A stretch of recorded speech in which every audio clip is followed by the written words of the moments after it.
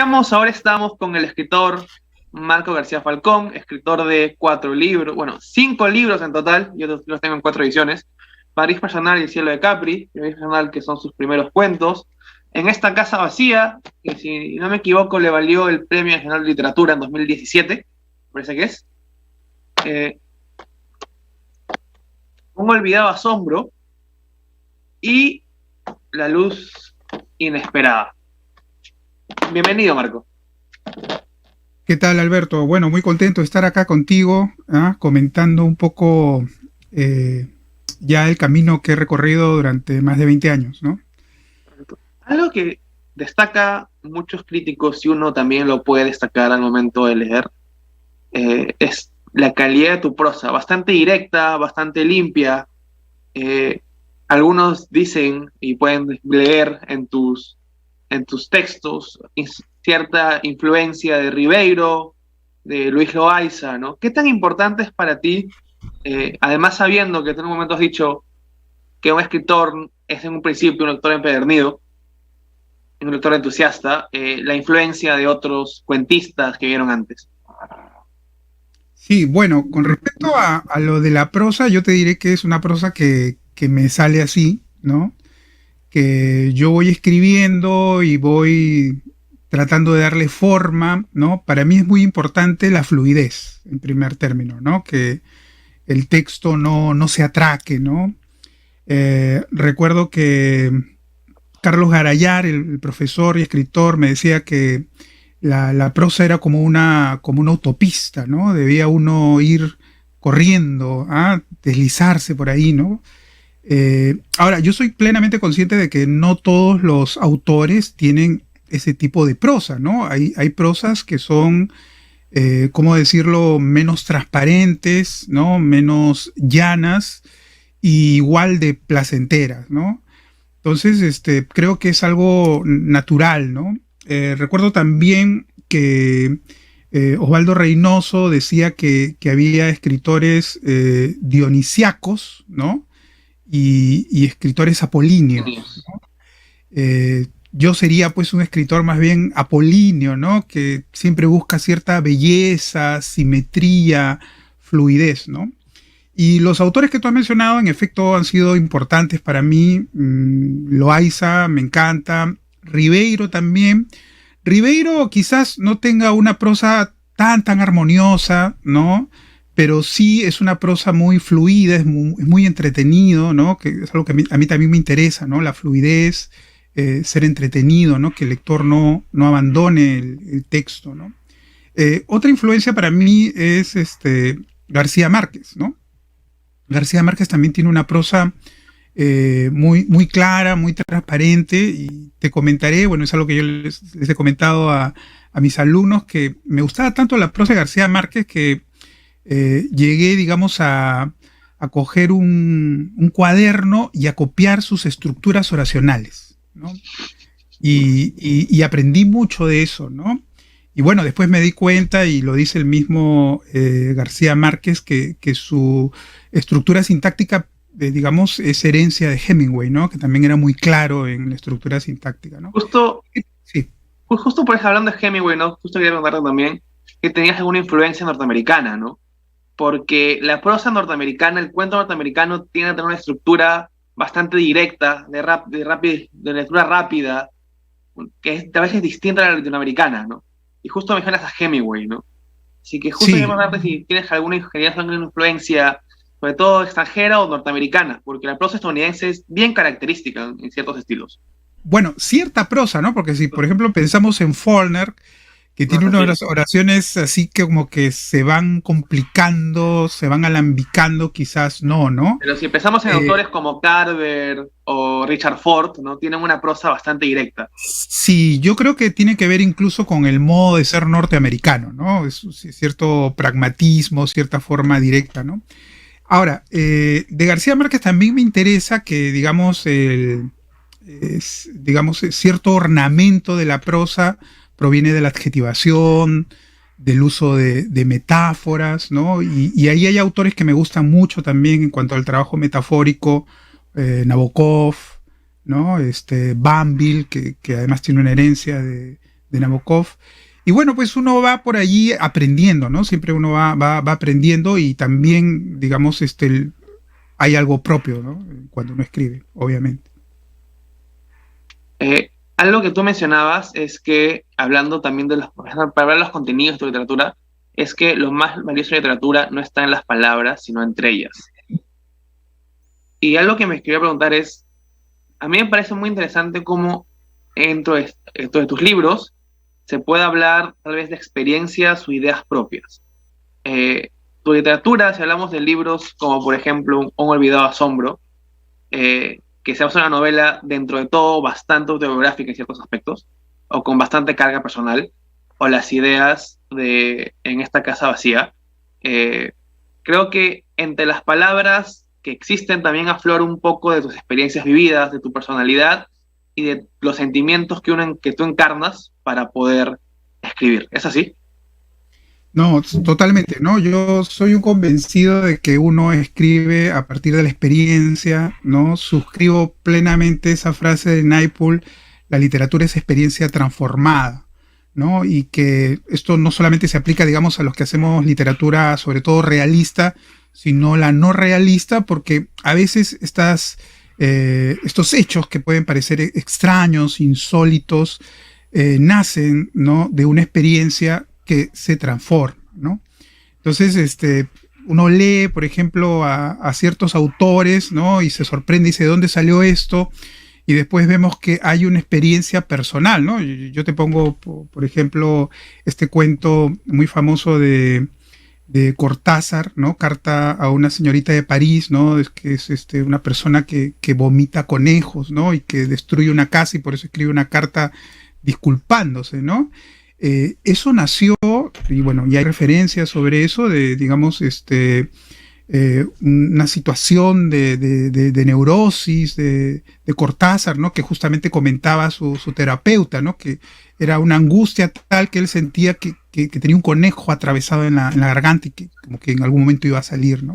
Entonces esa historia nace, ¿no? Esa historia fantástica nace de una experiencia real y obviamente en el texto tiene que ser transformado, ¿no? Tiene que cambiarse o crearse un argumento, ¿no? Porque como dice Borges, la realidad no tiene que ser interesante, pero la literatura sí, ¿no? Entonces hay que darle forma, ¿no? A esa experiencia a través del argumento, pero también con el lenguaje, ¿no? Trabajar el lenguaje, que es la materia prima de un escritor.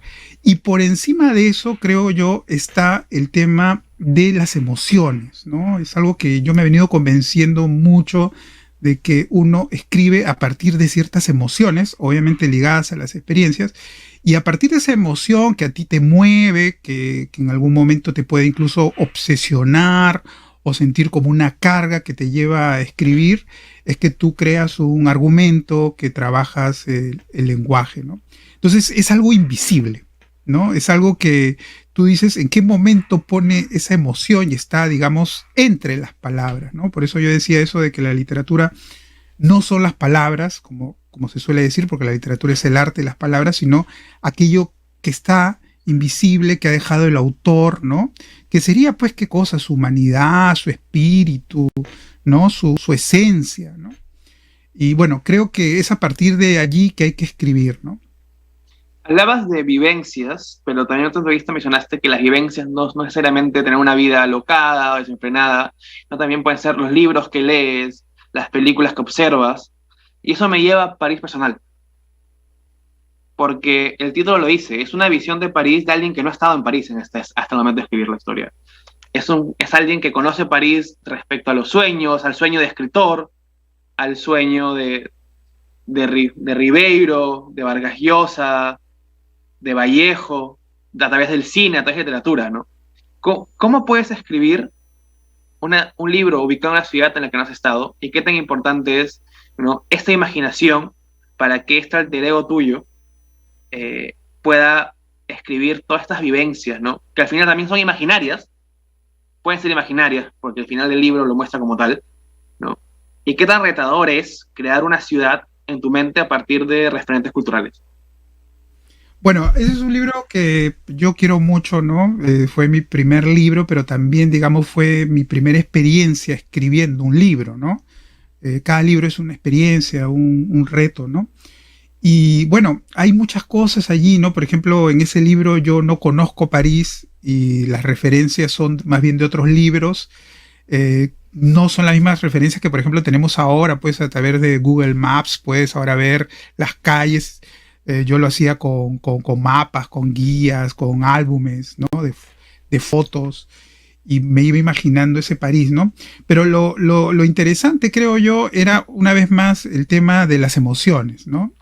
A mí París me provocaba una especie de entusiasmo, una ilusión, ¿no? Y creo que eso está en el libro, ¿no?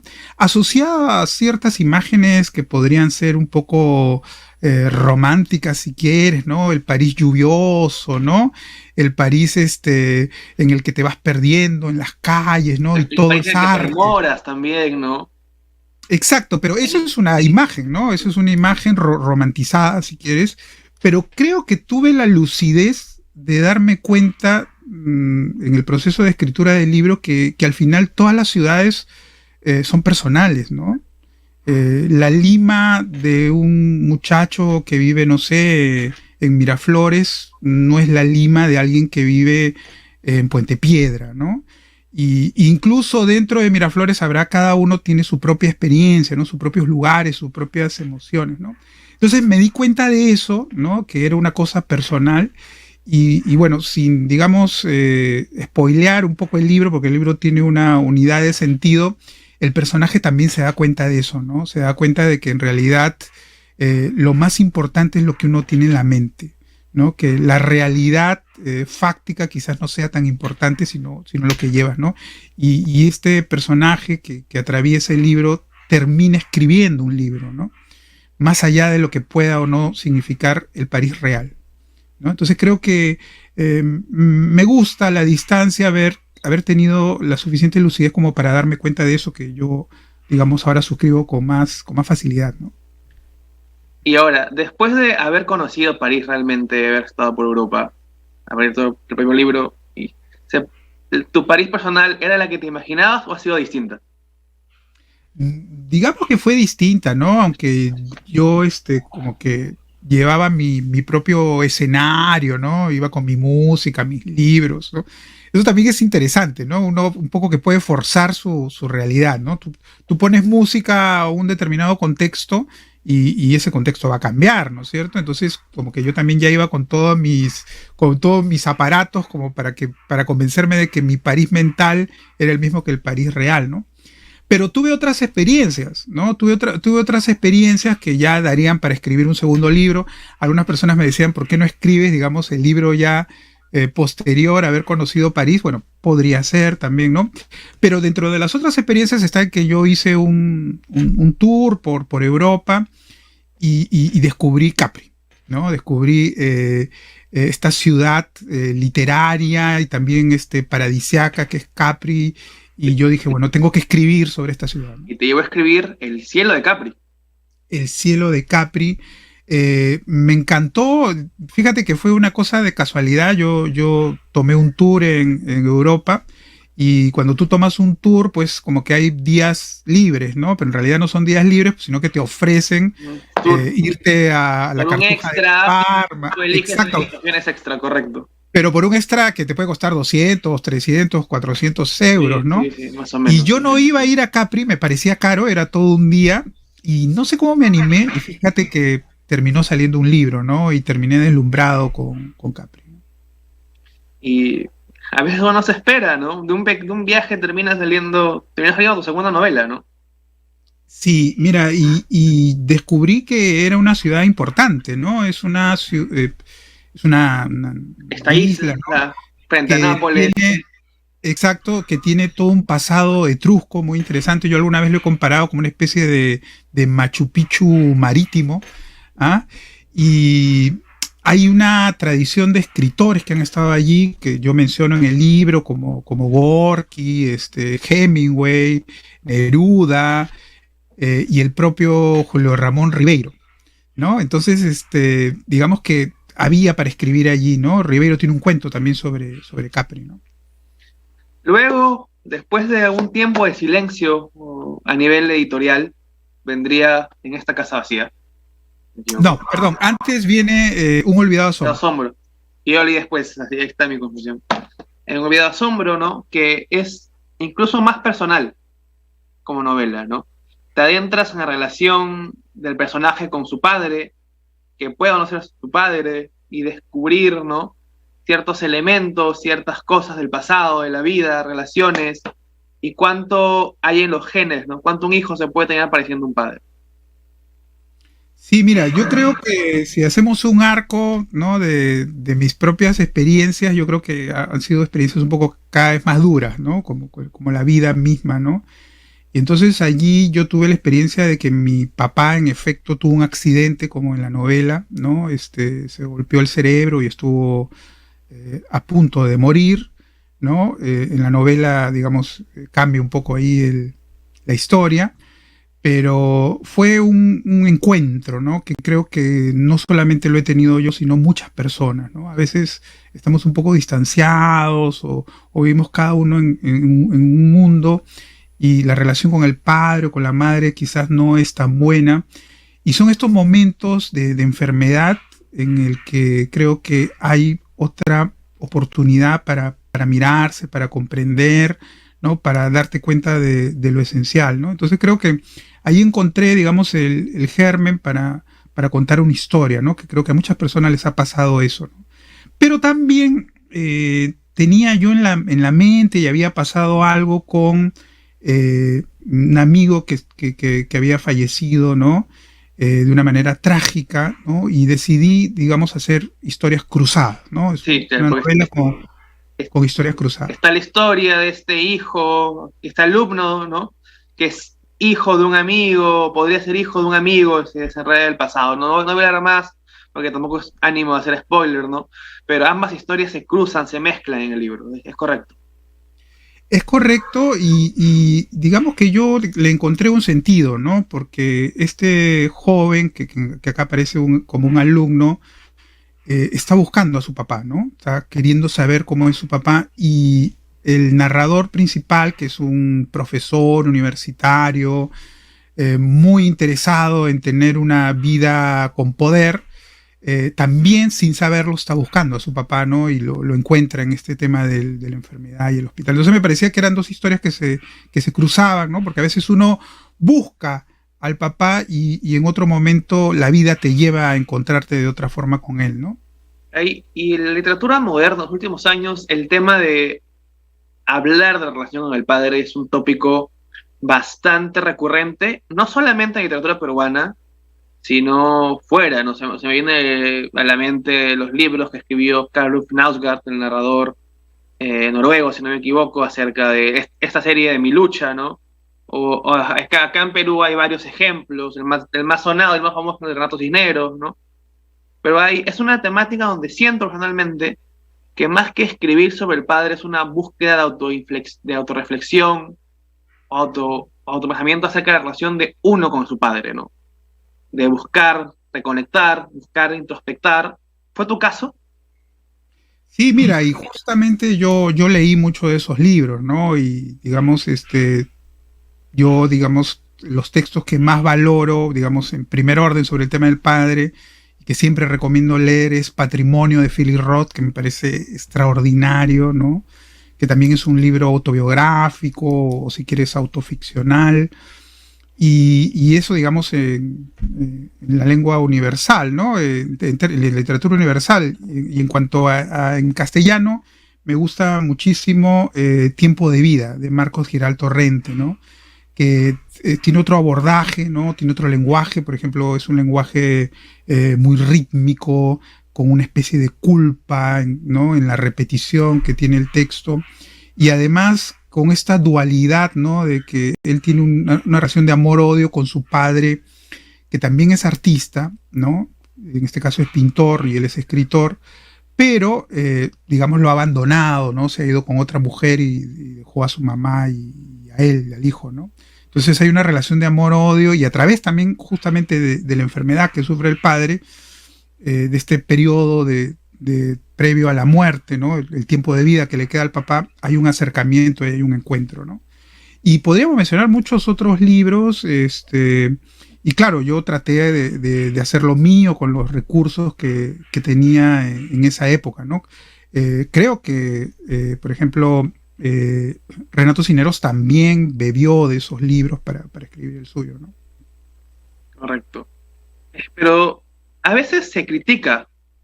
Hay tendencias críticas actualmente que tienden a criticar la autorreflexión o la autoliteratura, si queremos llamarla, ¿no? O la inserción de tantos elementos de la vida propia en la literatura. Sin embargo, creo que es una tendencia que critica sin también comprender que casi todo lo que se escribe es cosas que o vividas o pensadas, ¿no? Es imposible escribir algo que no conozcas. Sí, mira, ahí yo tengo una posición bastante clara, ¿no?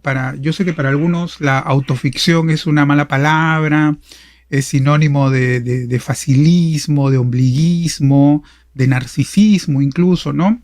Pero creo que como en toda vertiente narrativa hay cosas buenas y cosas malas, ¿no? O sea, no porque hagas, digamos, ciencia ficción eres mejor o peor, vamos a ver la ciencia ficción que haces y lo mismo pasa con la autoficción o en general con los libros escritos en primera persona, ¿no? Y yo dicto talleres, algunos de los talleres donde trabajamos directamente la autoficción, pero siempre viendo la autoficción de calidad, ¿no? Y uno se podría preguntar qué es, ¿no? Hemos mencionado algunas cosas, por ejemplo, esta transformación que tiene que haber argumental en el lenguaje, ¿no? También el manejo de cierta profundidad psicológica, que es muy importante, ¿no? Porque a veces muchos de estos libros pues pecan de ser superficiales, ¿no? En el lenguaje es un lenguaje muy, muy operativo, muy sencillo, ¿no? Muy llano, ¿no? Ya demasiado llano. Y en cuanto al tratamiento de los personajes, pues hay una superficialidad también, ¿no? O una banalidad, ¿no? Y creo que en ese ámbito también es importante que un texto literario en general, ¿no? Tenga algún tipo de crítica social o que ahonde en lo social, ¿no? Hace un rato mencionábamos, digamos, cómo podíamos hacer que esta experiencia tenga un valor literario. Creo que más allá de que hayas tenido, digamos, cosas terribles que te hayan pasado, que nunca hayas salido de tu cuarto, es la profundidad con la que miras esa experiencia lo que va a determinar su valor, ¿no? Y en esa profundidad está, digamos, el trabajo psicológico que pueda haber, ¿no? O incluso la mirada, digamos, social o sociológica que puedas tener. Entonces son, creo, cosas que se pueden ir aprendiendo si no las manejas, o cosas que te pueden nacer un poco espontáneamente, ¿no? De hecho, se menciona que uno de los elementos más importantes en la literatura es el viaje interior del personaje, ¿no? El arco de transformación, de cambio, de reflexión. Y eso es algo que tiende a suceder en tu literatura o en varias literaturas, ¿no? El personaje no solamente que cambie de ubicación física, es que el personaje tenga un arco donde pues, pase de ser una persona A a ser una persona B. Claro, digamos que eso es uno de los elementos fundamentales de una novela, ¿no? Que haya, como tú dices, un arco dramático, un recorrido en el que el personaje termine transformado, ¿no? Que haya algún tipo de cambio, ¿no? Que no necesariamente tiene que ser un cambio, digamos, dramático, que el personaje muera, que el No, personaje tenga que hacer un viaje, tenga que abandonar a su familia, sino puede ser que sea más lúcido, ¿no? Que el personaje sea un idiota y termine siendo un idiota, pero se dé cuenta ahora de su condición, ¿no? Ya esa es una transformación importante, ¿no? Como puede ser para nosotros también esa transformación importante, ¿no? Darnos cuenta de que estamos mal, por ejemplo, ¿no? Es una transformación importante. de hecho, en algunos de tus libros, como en esta casa vacía, La luz inesperada, los personajes sufren un arco de transformación bastante fuerte en ciertos momentos hacia lo que son sus vidas, ¿no? Pasan de parecer de estar en una situación tranquila a ir cayendo poco a poco a nivel familiar, amical, a reflexionar respecto a tu posición realmente en el mundo, ¿no?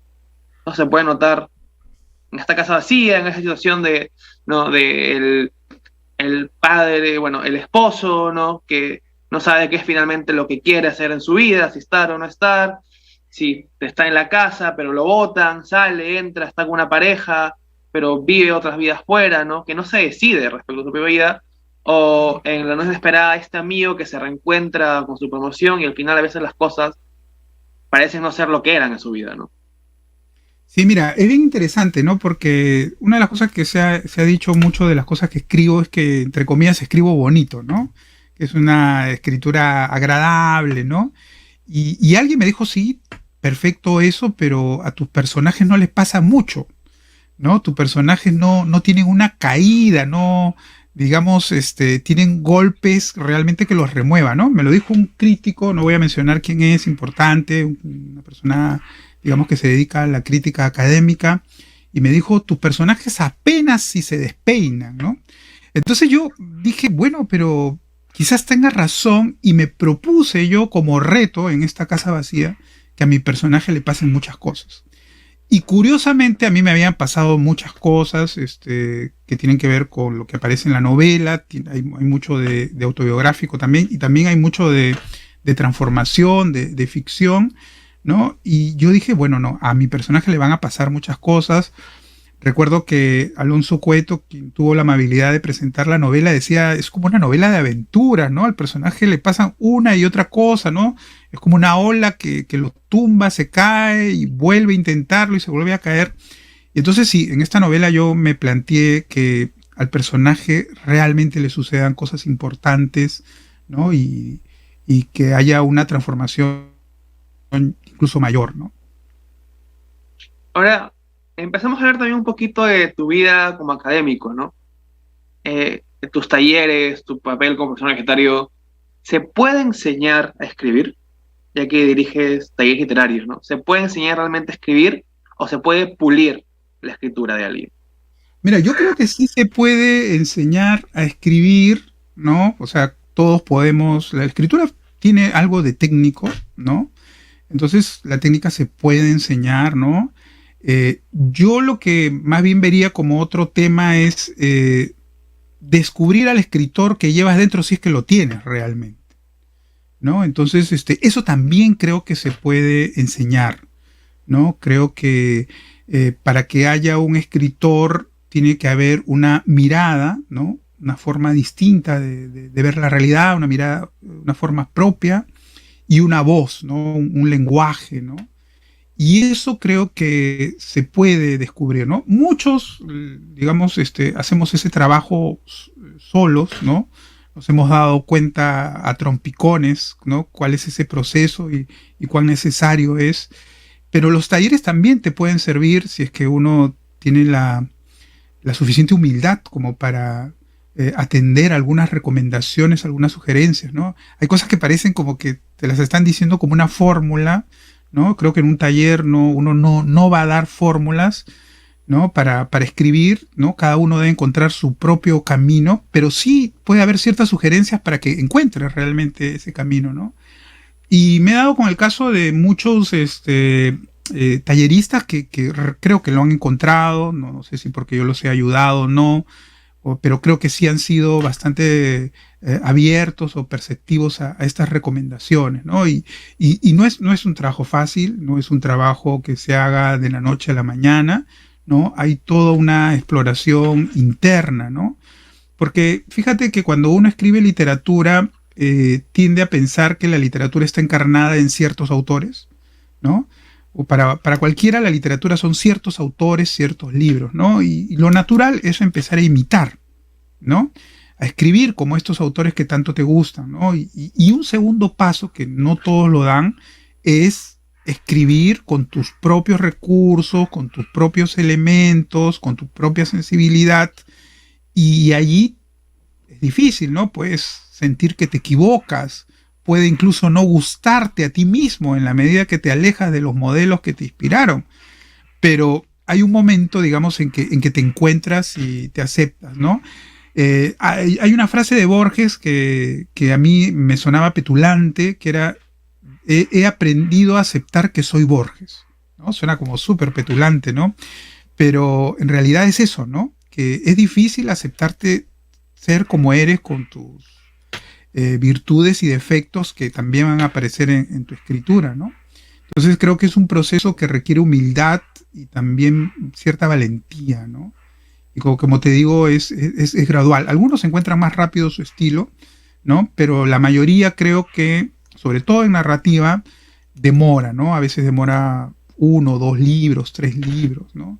Hasta que encuentras exactamente, digamos, la sintonía entre lo que eres y lo que quieres decir y el mundo en el que vives y tienes experiencias, ¿no? ¿Qué tan importante es para ti leer para poder escribir? Y segundo lugar, en tus talleres, ¿hay alguna lista de libros que se deban leer? Recuerdo talleres de otros escritores, como puede ser Eve Ugar, que tenía una lista, ¿no?, de libros que los talleristas debían ir leyendo para poder formar parte del taller. ¿Es tu caso o cómo manejas esos temas de la lectura en los talleres? Mira, leer y escribir son dos caras de la misma moneda, ¿no? Son procesos exactamente inversos, ¿no? Pero tienen que ver con la literatura.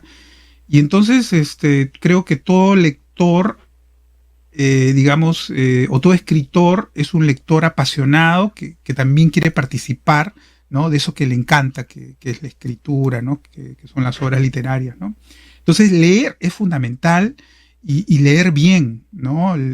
Un lector, digamos, vamos a decirlo así, epidérmico, quizás solamente en el caso de la narrativa ve pues las tramas, los argumentos, ¿no? No ve la confección de un libro, ¿no? Los trucos, las estrategias, ¿no?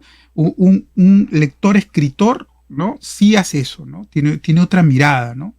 Y creo que cuando viene un escritor, digamos, magnífico, hace que te olvides de esa mirada que está del mago, que está mirando otro mago cómo hace sus trucos, y otra vez vuelves a sucumbir a esa magia, a ese momento extraordinario que es que te lleven a otro mundo, ¿no? Entonces, leer y escribir son actividades que también hacemos en paralelo en mis talleres, ¿no? En estos talleres yo trabajo algunos temas, algunas estrategias, y siempre les mando a leer algo, cuentos o ensayos sobre aquel punto que estamos trabajando, para que se den cuenta cómo es que se hace, ¿no? Más allá de la teoría que yo puedo explicar, ¿no? Y también para que de alguna manera se estimulen, ¿no? Como te digo, todo escritor es alguien finalmente que se ha estimulado por la escritura de otros, ¿no? Entonces siempre hay lecturas. Cada sesión es mostrar una técnica, mostrar un tema, una forma de abordaje. Les mando unos textos que van a leer y que generalmente, digamos, y digamos, eso me ha dado un poco la experiencia, hace que las personas terminen escribiendo, ¿no?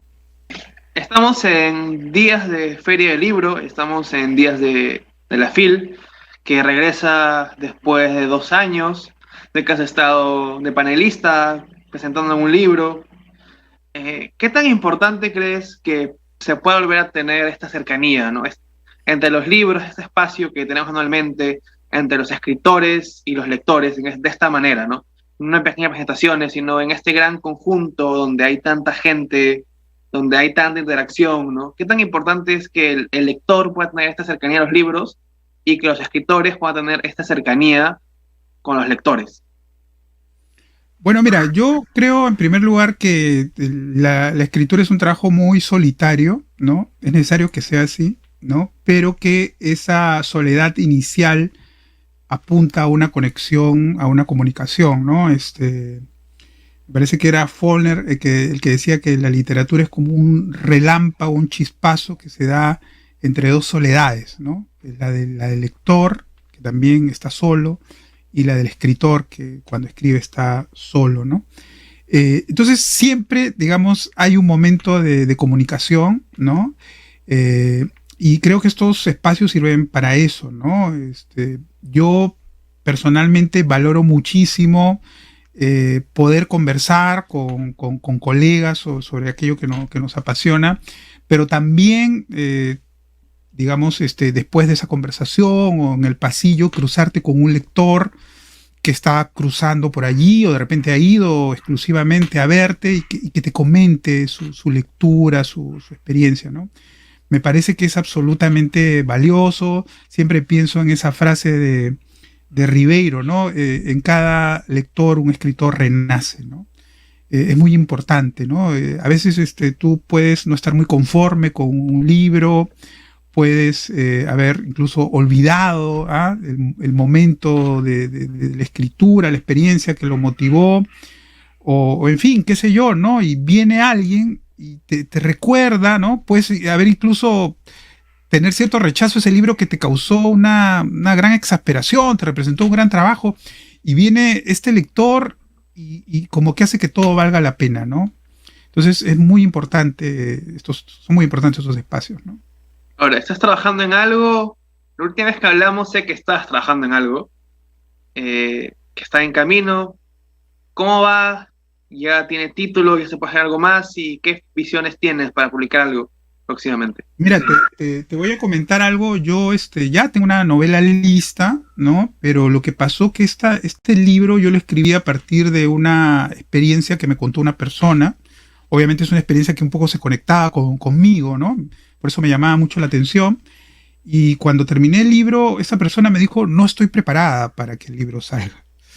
Entonces me puso en una situación muy, muy complicada, ¿no? Porque obviamente yo no tengo ni el interés, ni digamos, no sé, hay una ética que me impide a mí, si esta persona no quiere que su historia se sepa, yo no la voy a publicar, ¿no? Entonces, el libro está un poquito ahora, ese libro está en suspenso, porque esta persona como que lo está pensando, así que en cualquier momento puede ser que aparezca el libro, pero justamente cuando esta persona me dijo, la verdad es que no me gustaría que todavía se conozca esta historia, yo empecé a escribir otra. Tengo una novela que está por la mitad, ¿no? Y que espero terminar también, así que ya sea una o la otra, aparecerá el próximo año, ¿no? ¿En algún momento vas a volver a publicar cuentos? Mira, no tengo yo, digamos, un proyecto de libro de cuentos, ¿no? Propiamente, así como París personal, pero no sé si tú has visto, pero siempre escribo mis pequeñas historias. En tu Facebook se pueden encontrar pequeños relatos. Recuerdo La corbata de García Márquez, por ejemplo. Sí, bueno, tienen mucho de lo que estamos comentando, de la experiencia transformada, ¿no? Parte de estos textos es no contar qué cosas son verdaderas o falsas, ¿no? Te voy a comentar algo, que ese texto que apareció en mi Facebook y que rebotó también en la página de Gabriel Rimachi, el Círculo de Lectores, rebotó en Guatemala como una noticia, ¿no? Y me hizo recordar también que ya me había pasado antes. Yo tuve un cuento que quedó finalista en Caretas, ¿no? Y que era la supuesta historia de un médico que se encontraba con una paciente anciana y que le parecía que era una Miss Mundo del 56. Entonces le pregunta en la consulta, ¿es usted? Y le dice, sí, soy yo, ¿cómo me ha reconocido? Entonces un poco es esa historia, ¿no? Que, bueno, no voy a decir qué tanto de verdad, qué tanto de mentira tiene, pero mi cuento fue publicado después de que salió en Caretas en una plataforma, ¿no? De Venezuela sobre las historias de las Miss Mundo de toda la historia del concurso, ¿no? Entonces lo publicaron como si fuese no un cuento, sino un reportaje que yo había hecho, ¿no? Entonces me parece interesante cómo, digamos, estas historias que uno se inventa, se medio inventan, terminan siendo tomadas como reales, ¿no? A veces no definimos bien el límite entre ficción y realidad como lectores. Sí, creo que esa es una de las gracias de la autoficción, ¿no? No contar exactamente qué porcentaje, ¿no? De verdad y de mentira hay. Y esa ambigüedad es algo que, digamos, plantea como un juego con el lector, ¿no? Porque al final, dentro de lo que se llama el pacto ficcional, el lector asume la verosimilitud, aunque sea dentro del universo ficcional, ¿no? Y aquí el lector está llevando esa verosimilitud en ese universo al nuestro.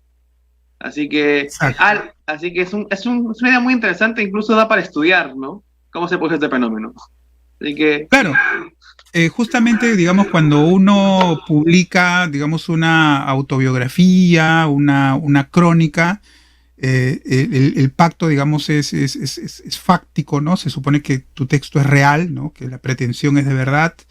Cuando tú publicas un cuento, una novela, ¿no? El pacto es ficcional, como tú has mencionado, ¿no? Se supone que puede haber cosas de verdad, pero que básicamente todo es una mentira, una ficción.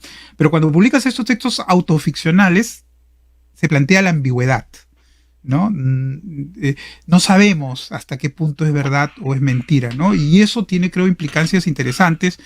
Una de ellas es la de los lectores, ¿no? Que se pueden poner a cotejar o no si es verdad o si es mentira, ¿no? Es algo que me pasó con esta casa vacía, ¿no? Muchas personas pensaban que era mi historia real, ¿no?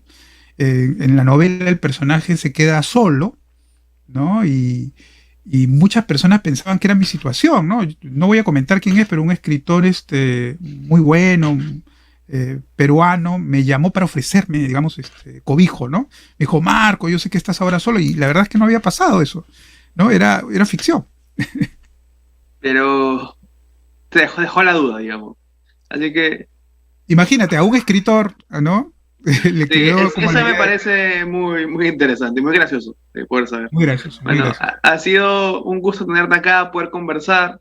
Espero personalmente y sinceramente tener pronto tu próxima novela cuando se publique, porque te recomiendo personalmente, es uno, a mi gusto, uno de los escritores con mejor prosa y con mejor calidad literaria actualmente en el panorama peruano. Así que espero mucho tu próxima novela y muchas gracias por estar aquí. Muchas gracias a ti, bueno, y felicitaciones por este proyecto, que siga adelante, ¿no? Y siempre es un gusto conversar contigo, Lar.